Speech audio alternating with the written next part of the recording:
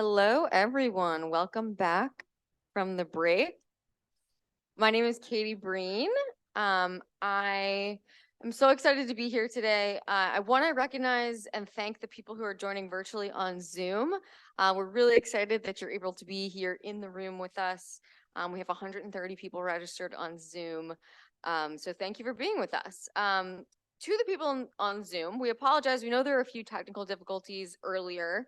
We think that we have resolved them, so that you should be able to see the slides correctly and the camera, the live feed correctly.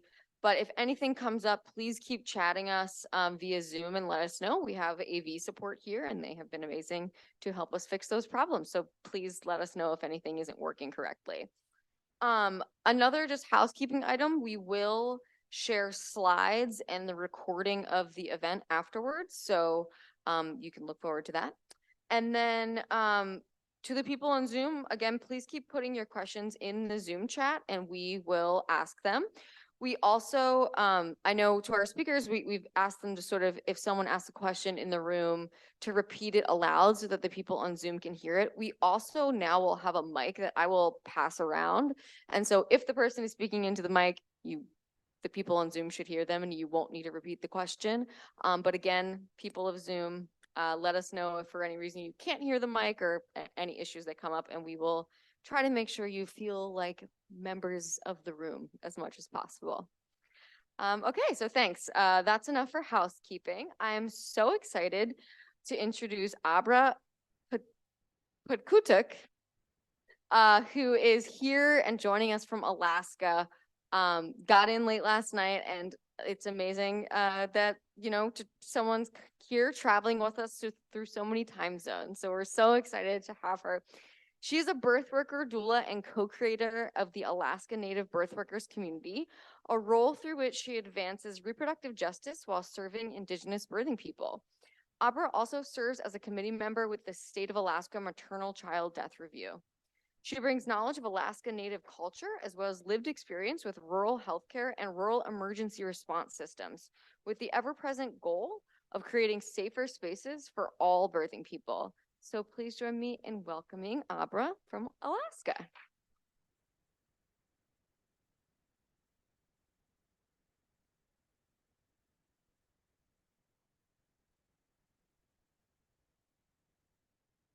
Oh, I'm so happy to be here. Thank you. It's so nice to be here with everyone, and it was a good trip. It wasn't too bad. My cousin came with me, and I don't even feel jet lag. And I rode an e-scooter over here, so that was fun. My first time in Kansas City. It was a good little adventure. So I'll start with my introduction. Uvanga nungusuk utkiagavik mugarunga patkatat kuyagarunga angayukaka Teresa Lu, Glenn Lu, Suli Kagamak, Adadaka, Nasuk Suli Wesley, Anaka, Nungasuk Suli Artist. So I'm Abra Nungasuk Patkatak, and I'm Anupiak from Wutkiagavik from the Patkatak family. And I'm also a co-creator, like Katie shared, of Alaska Native Birth Workers community. And we are based in Anchorage, Alaska, and in Denina, that is Degayakuk. And see if I can work this little, there we go. So we're a community-based group of full spectrum Indigenous birth helpers and reproductive justice advocates who have organized to reclaim our Indigenous birth practices and to support Native families from preconception through postpartum through culturally matched care. So we live in Anchorage, but we represent a large variety of Alaska Native people. Not all, there are a lot of Alaska Native people in Alaska. There's over 200 federally recognized tribes in Alaska alone. And geographically, it's quite big. I was looking it up. I think it's 9.5 times larger. We're in Missouri, right? Because that's the other thing. When you go to Kansas City, we're not in Kansas. So Alaska geographically is 9.5 times larger than Missouri. And we serve Alaska Native families that represent any number of the 229 tribes in Alaska and other indigenous families who currently live in Alaska. So Native people who might be from the lower 48 who are also there.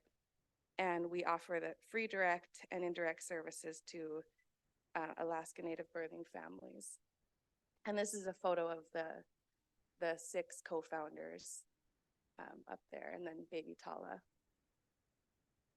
Our vision is that our communities are reconnected to birth through reclamation of ancestral knowledge and exercising sovereignty from birth.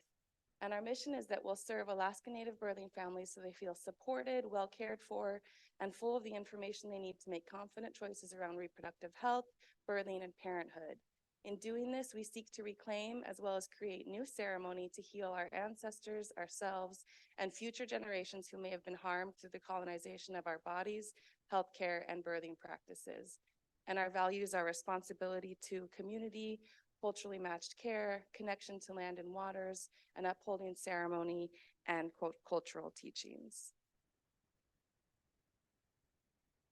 And a little bit about what we do. We have 3 tiers in our services. So, and our first one is to support Native birthing families through that direct support, and that includes informational, emotional, physical support during preconception, pregnancy, birth, loss, and postpartum. We have community events, our talking circles, cultural sharing circles, classes, and workshops. We do childbirth preparation retreats, and we also collect and redistribute food and maternity items, newborn items, and breastfeeding support items. And our second tier is to grow a statewide network of trained Native birth workers that, and we do that through networking, support, mentorship, capacity building, such as the full spectrum Indigenous doula training and Indigenous lactation counselor training. And we also collaborate with partners for systemic change to better support Native and rural birthing families, like what I'm doing here. So it's amazing. Thank you for being invited here, connecting with partners and yeah, working on just better environments and systems for everyone who's pregnant. Our community wellness, whoops, there we go. Our community wellness events. We have bi-weekly drop-in virtual visiting circles, traditional arts and craft workshops, traditional knowledge virtual sharing circles, and then our childbirth preparation retreats. So the 2 photos on the bottom are from our childbirth preparation retreats, which are so special. It's kind of a long day when we host them, but we usually have between like 4 up to 10 families who come. So people can bring their support person with them. And then there you could see we're doing some Epsom salt and rose foot baths. And then Margaret David, she's a CNM on our team. She's showing, she has the baby model and showing the placenta. So we play games, we do hands-on activities, and it's open. We do that. In the summer we took a little break because everyone's out fishing and berry picking and harvesting, but we try to offer that every other month. And then our workshops we offer during the pandemic, it was nice because we were able to do virtual ones and send stuff out to families if they were in rural Alaska. And then our sharing circles we've recorded and uploaded to YouTube so people can go back and watch those. And the second tier of growing the circle of Indigenous birth workers in Alaska, we've had some amazing trainings that we've been able to offer, and all of our services are at no cost to families through grant funding, including these training opportunities. So we had the full spectrum Indigenous doula training in 2021, Indigenous lactation counselor training in 2021, and Indigenous childbirth educator training in 2022. We offer monthly virtual networking circles and also skill shares. And these are all photos from our events. A lot of them we hold at our partner, Alaska Native Heritage Center, has space for us because we currently actually have no physical space. So we work from home and then go to places in community for our events.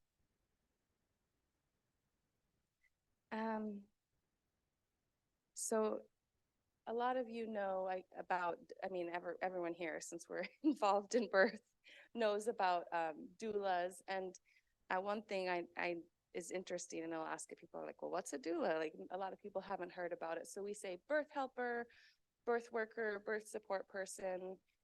And a birth helper is someone who provides continuous physical, emotional, spiritual, and informational support to a birthing person before, during, and after childbirth and throughout the full spectrum of reproductive health experiences. And as Alaska Native birth helpers, we help support and center families' cultural practices. And that's important because, as I'll get more into it, most Alaska Native people travel hundreds, nearly 1,000 miles by plane to give birth, and oftentimes they're alone without any family members. So that's one of the biggest reasons we created this organization, was to fill in that gap where people really needed support and were not getting it. And then this is another thing that most people here, since we're working in birth and supporting maternal health, we know the benefits of having a trained labor companion. You're more likely to have a spontaneous vaginal birth, more likely to have a shorter labor than otherwise, less likely to have a cesarean birth, less likely to use pain medication, and more likely to have positive feelings about their childbirth experience. And that image is of two of the other co-creators of Alaska Native Birthworkers, Lena and her sister, Margaret, during Margaret's most recent birth. And there's oh no, I pressed. Oh, wait. Oh, there we go. Okay. Oh, technology. This is a good little clicker, though. So there's 2 ways to request support from our team for people who are living in Alaska. And the first one is the matched birth support before the onset of labor through the request form on our website. And in that, for the matched families, we can support people even preconception. Ideally, they'll reach out during their pregnancy, but sometimes people will reach out after birth too, for postpartum support. And in this way, we can really develop a relationship with our birth workers and get build that trust and really be able to support them. And our on-call labor support is so the hospital in Anchorage is called Alaska Native Medical Center, and there's over 1,600 babies born there at that hospital in Anchorage every year, and almost entirely Alaska Native babies. And the team there on the labor and delivery unit, they know about our services. So if they identify someone who is alone, perhaps who is medevaced, or just needs extra support, we always have a birth worker on call, and the team can call and say, hey, can you please come in and support? And then the birth worker will head to the hospital and be there. And one of my favorite things about this is that there's been a couple times where I was on call and I got to the hospital and it was someone from home that I had known from Utqiagvik, which is 750 miles north of Anchorage. And it was really special because I didn't expect that until I got there. And then, her mom would be on the phone, like FaceTiming, oh, thank you, Abra, for being here. It was really special to be able to support people in that way and to have that connection to family.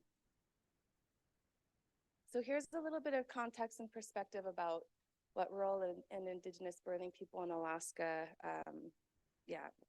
go through. And we envision that our birthright is that we envision sovereignty for Alaska Native people from our very first breaths on Earth through the reclamation of our power during rites of passage that are rooted in ancestral knowledge, and that each birthing person is surrounded by community and in connection to their sacred lands and waters. And merely surviving birth is not a high enough bar. We really have a right to not have further trauma inflicted upon us during our perinatal care. We also have a right to dignity and autonomy, to culturally safe care, to be uplifted and cared for as sacred, as the life givers of our creation stories, and also not to be shamed and blamed for the ways that legacies of trauma have manifested in our health. And we have a right to be born in love, free of fear and shame and all that does not serve us, and to start life surrounded by love and strength and in our own power. So some of the things we think of is what has removed us from these things and how do we get back to that place? Why, oh my goodness. Why we do what we do.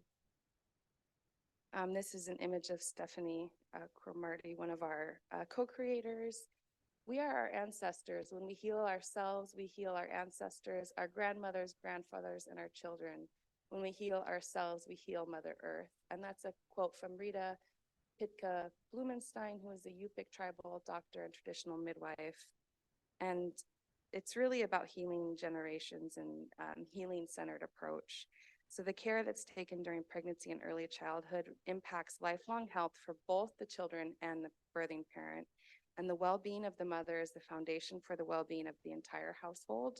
Pregnancy is an opportune time to work with families because pregnant people are really motivated and open to healing and to positive health changes for the benefit of their children. So I love that quote from Dr. Rita. She's a really wonderful healer. Water is life. That's something that's kind of true we know that. And Indigenous populations across the US and the entire world disproportionately experience health disparities, maternal mortality, and infant mortality rates. And disparities don't mean that something is wrong with us. It really means that something's wrong with the systems that we live in. When we see the health disparities of Alaska Native and American Indian people over time, it points to a systemic issue. Health disparities are reflections of racism in healthcare systems, and it means that we are being underserved. Birth work is social justice work, so we can't untangle birth work from social justice work, and as Indigenous birth workers, we are responsible to our communities to represent and advocate. It's not our day job that we turn off when we go home. And then these are just a couple of definitions from the Urban Indian Health Institute. Health equity recognizes we have the answers to solve health disparities. They're carried in our stories, our land, our DNA. Only when this knowledge is incorporated and valued will we begin to achieve health equity. And historical healing is gathering the pieces broken by historical trauma and stitching them back together in bold, beautiful, intricate patterns of strength and resiliency. What does Indigenous mean?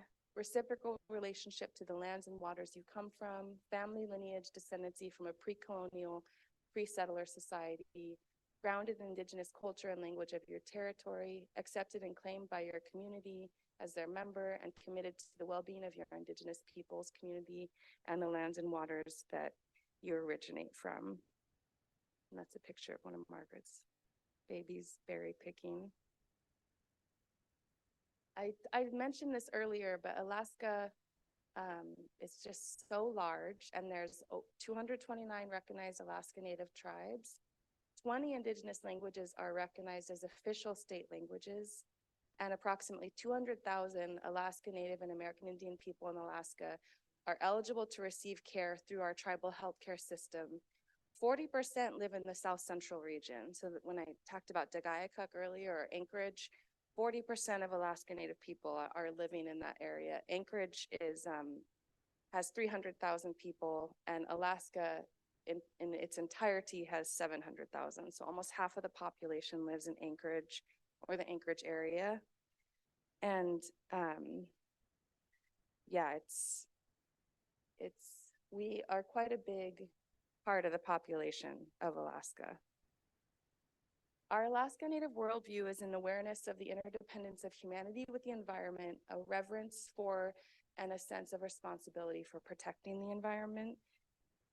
So our worldview is more is holistic, caring for the mind, body, and spirit, community-minded over individualistic, and caring and respect for youth and elders as closest to the ancestors. So we know when babies are born, they're coming from the spirit world, but they're also very close to our ancestors. So that's why they are treated with reverence and respect. And we have a responsibility to care for the life givers and the waters that we're carrying. That picture is from a Payuk, there's a baby and a salmon, and it kind of just reminds us that water is our first environment, and that's what we're living in. So we have to really take care of our environment to be healthy and well. And again, Dr. Rita, another quote from her: in order for a person to be whole, they must feed their mind, body, and spirit equally to heal themselves. Oops. Somehow I have a speed button that I...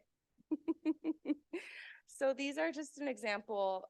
All Alaska Native people have values that they live by, and they're different from group to group. But this is from the Molly of Denali. If you haven't seen it, it's a PBS kids show. It's really wonderful. And Molly of Denali shares about Alaska Native experience on PBS Kids. So respect to others, sharing, knowing who you are, accepting what life brings, patience, living carefully, caring for others, honoring your elders, and seeing connections. Just some examples. So this is the structural impacts on Alaska Native well-being. Margaret created this. It's like a river of history.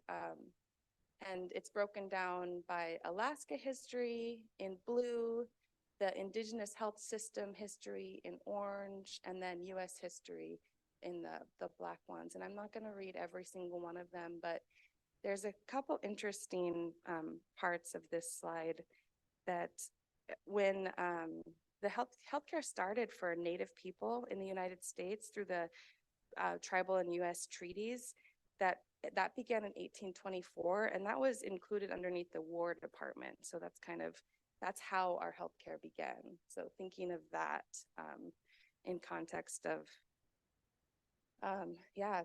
the approach of how they wanted Native people to be cared for their health.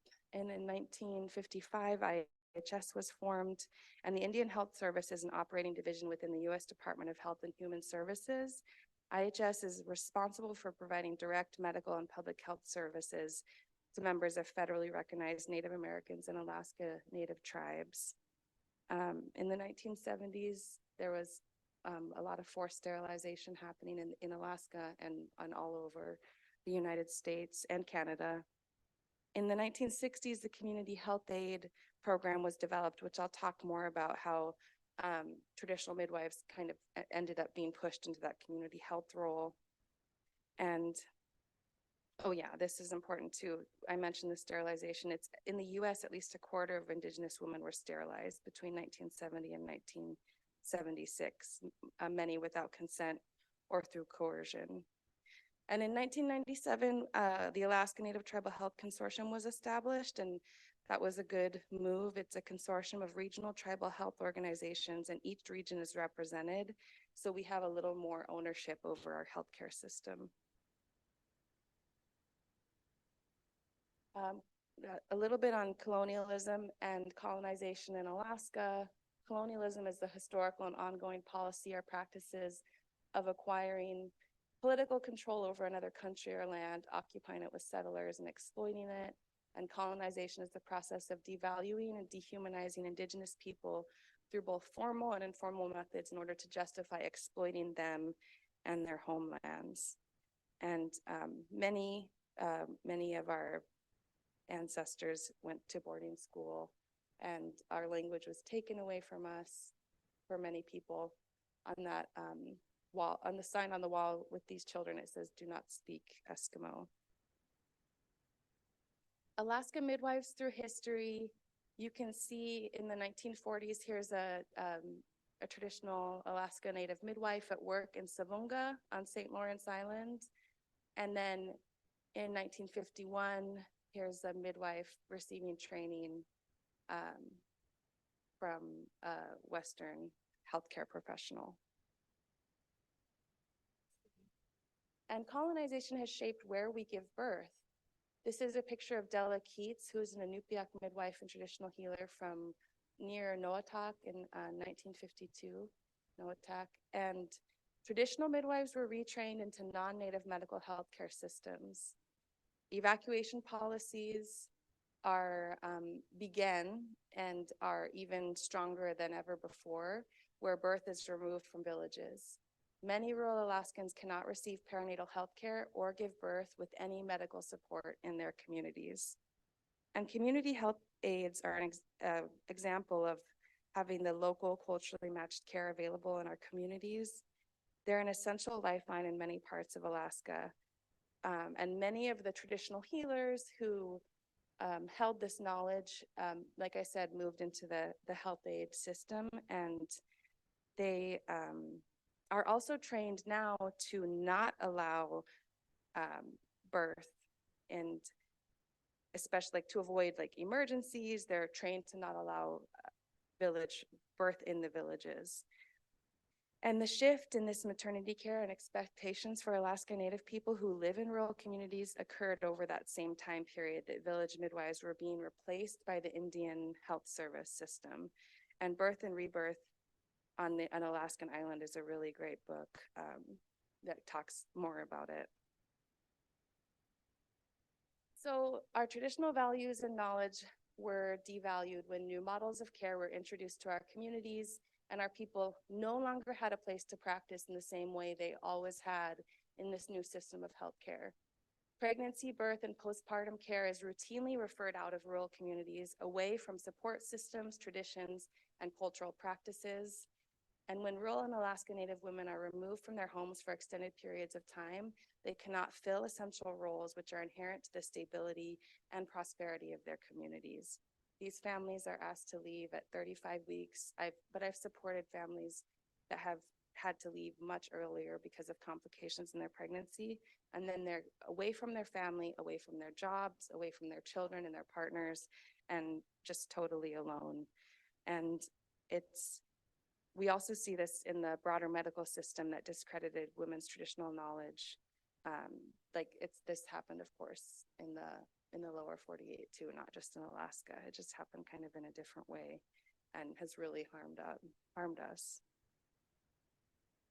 And this is more about how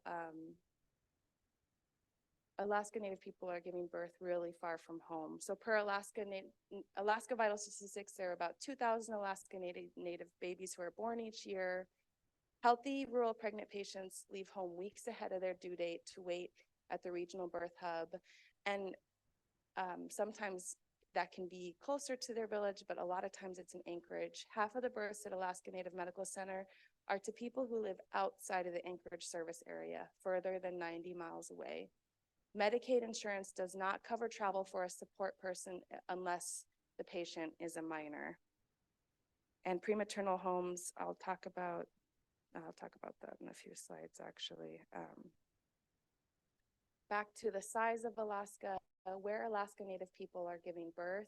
There's a map of Alaska on the left and then overlaid on the lower 48, so you can see the size. And then this breaks down the regional health organizations. So each different color block, there is a hub community, but then there's many, many villages that are not shown in this map. Smaller villages it could be from 100 up to 800 or more people in those smaller communities that might have a health clinic, but also might not at all. And these people who live in those communities are expected to travel really far distances to receive care that they deserve, the health care that they deserve. So an example is that Atka to Anchorage. Atka's way out there on the Aleutians. That's 1,102 miles. Metlakatla to Anchorage is 1,193 flight miles. So some Alaskans are traveling further to give birth than Seattle to Tijuana, which is 1,066 miles. Oh no, there we go. Where Alaska Native people are giving birth. The blue line is the regional tribal health facilities, which going back here, those stars, all the regional hubs. And the red line is Alaska Native Medical Center. So over time, less people are giving birth in the regional hubs and more are giving birth in the hospital. And while the maternal and infant mortality rates for many Americans dropped from the 50s to the 80s. The dislocation from one's community for Indigenous pregnant people has become common practice, and giving birth alone, far from support systems, is the standard of care for rural Alaska Native people. These are images of like the steps people have to go through just to give birth. So there's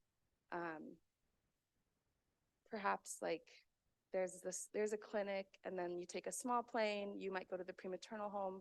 The top left corner is the prematernal home in Utqiagvik that I used to run and live there. And then the middle photo is the prematernal home in Bethel. I don't know who named these places. I did not name them. But it doesn't make any sense, the name, but that's what they're called in Alaska. And sometimes people are medevaced, and that's an emergency plane that's like a flying ambulance, and that sometimes they only have the clothes on their back when they went to the hospital, and they're medevaced unexpectedly.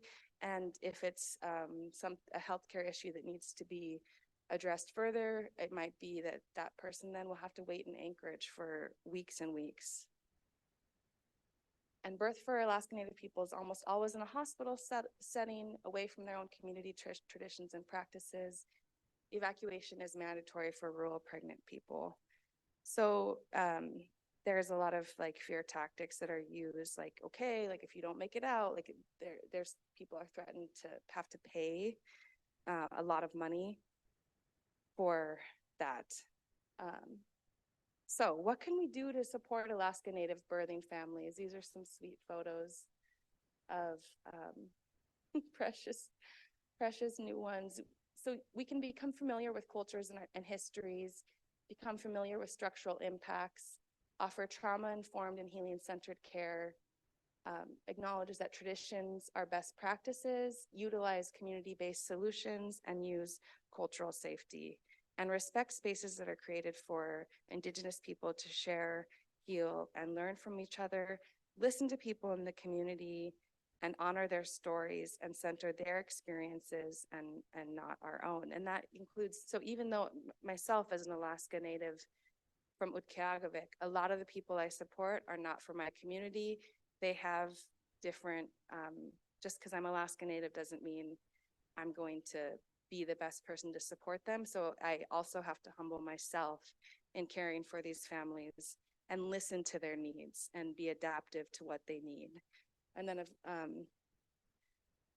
course, I think, oh yeah, I don't think I added this, but even knowing someone's name, it's so important. We have a lot of people go by their Indigenous name in Alaska, or might just have, I've seen people like providers say, oh, like that's too hard, and like give people a nickname. Like that's not okay, especially when you're in labor. Like you don't want to be called by something other than what you want to be called by. So just even small things like that are really big. This is a cultural safety course that I haven't taken, but it's from Frontier Nursing University. It's just, again, like addressing the effects of colonialism, understanding our responsibility to recognize and protect a person's cultural identity lies within the health service. And this course is underpinned by a social justice framework that requires us to have constant self-reflection in providing care. Cultural safety is a holistic and shared approach where all individuals feel safe, can undertake learning together with dignity, and demonstrate deep listening. What are some questions to consider? Who decides our birth options? How does the way we birth impact maternal, child, family, and community health? What do these choices mean for growing families? We're not advocating for a specific solution, and we're also not speaking on behalf of rural birthing people in Alaska, but we want to describe the understanding of our current situation, how we got here, and also standing on the shoulders of our tremendous tribal health advocates who did get us to where we are now, and raising questions as we continue to collectively envision Alaska Native people as our most thriving and whole selves. So one thing about our healthcare system is that Alaska Native Medical Center is really an incredible place. So it's a hospital. It's definitely where I want to have my children. So even though it is a hospital setting, the team, the labor and delivery team, the people who work there are really amazing. And also there are always ways they could do better in affirming people's choices. A little bit about rematriation. These are just some images of what's going on with other Indigenous people across North America. So there's an Inuit midwives in Canada who are trained and practicing in local Inuit-led maternities in response to the evacuation policies. So they're doing some really incredible work in Canada to keep people in their community. And that's something I just look up to. I hope I can go there someday and learn from them. And then there's a birth in a Dakota Earth Lodge with a Dakota midwife. There's a Dene sash belt at the Chinle IHS hospital on the top right. And then there's a photo on the bottom right of Zinkala, who gave birth at Standing Rock in 2016. Rematriation is Indigenous women-led work to restore sacred relationships between Indigenous people and our ancestral land, honoring our matrilineal societies, and in opposition of patriarchal violence and dynamics. Indigenous birth needs to be centered and led by Indigenous birthing people. And that's all the slides I have for you today. So this is just ways you can connect with us through our website, our email address, Facebook page, and Instagram. And thank you so much for letting me join you today. There's questions.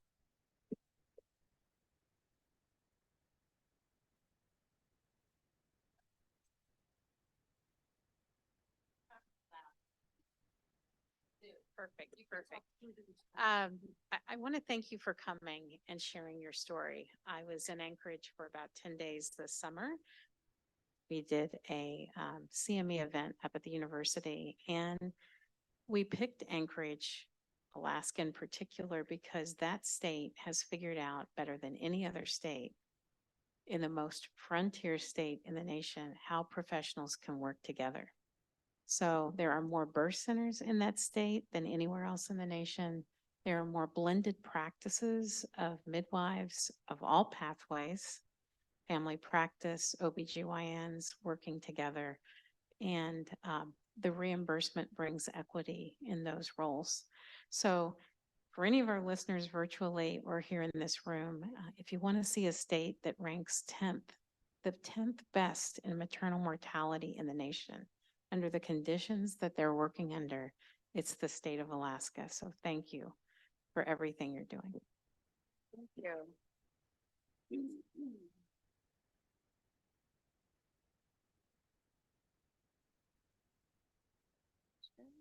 It just occurred to me that I'm supposed to look at the Zoom questions, and I'm also running around with the microphone. And I'll quickly say there's something I didn't include about, and there's one slide, I think it must be in a different presentation, that has the images of our birth workers that I just love, and it got left out of this one. Because we have this incredible team of doulas, birth workers that I just adore. And like you said, we're very welcome at the hospital. It was a little hard at first. The first paid, so we started in 2017, and then the first paid birth worker was me in 2021. I've been a birth doula since 2010, and it was just amazing to start out. And it was hard because that was, of course, there were a lot of regulations with COVID, and the hospital was a little tricky, but they allow us as an extra birth support person, so we don't count against the other two support people. So yeah. Or wait, she's going to bring the microphone. Thank you so much for the work that you do. You mentioned being included in the birth team at the hospital. You also mentioned like an on-call system, that if someone comes, then they will call your organization, and then you guys have people on call. How does, well, two questions. One, what did you have to do to build the relationship with the hospital staff? And then two, I guess I'll just stick with one. Yeah.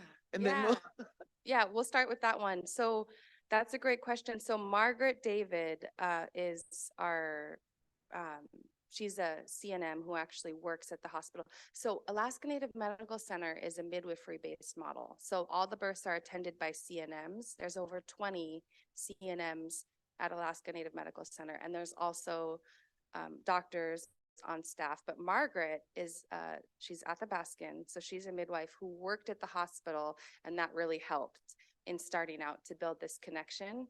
And then, yeah, so all the services we offer are free, and all our birth workers are paid by our grant funding. So we are the service that we offer to these families. Yeah, and it went really well though. We had to build trust, and of course there's been some bumps along the road, but by and large, they really welcome us, and we're totally separate from the hospital. We are our own standalone community-based org, and now we're just very welcome. I think the team sees how helpful we are and just being there, and it's been really positive. Thank you. Yeah.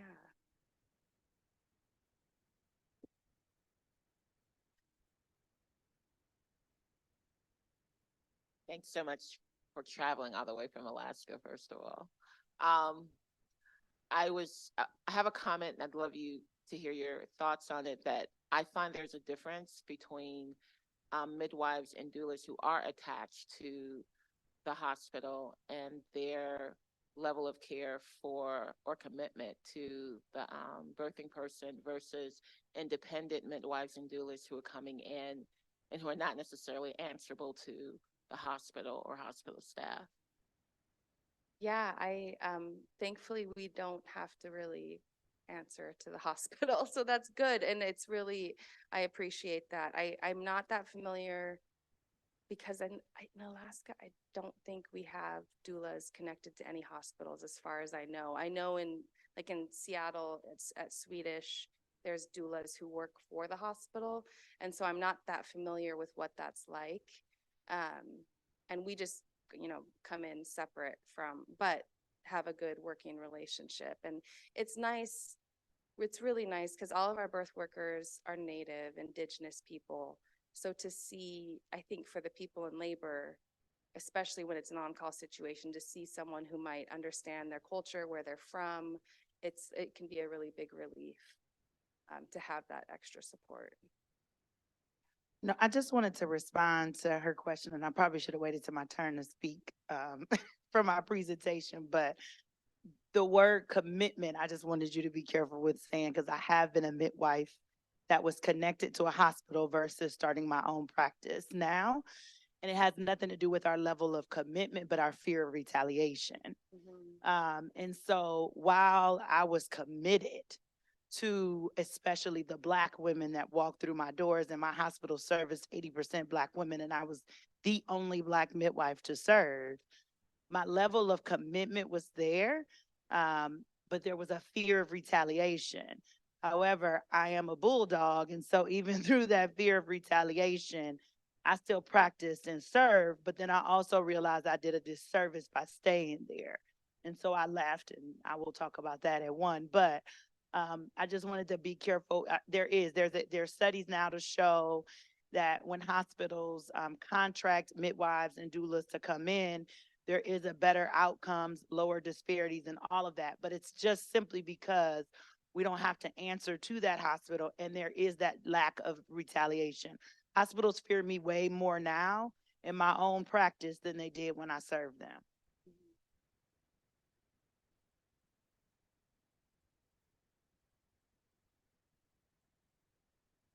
Okay, well, thank you. Thank you all so much. Yes.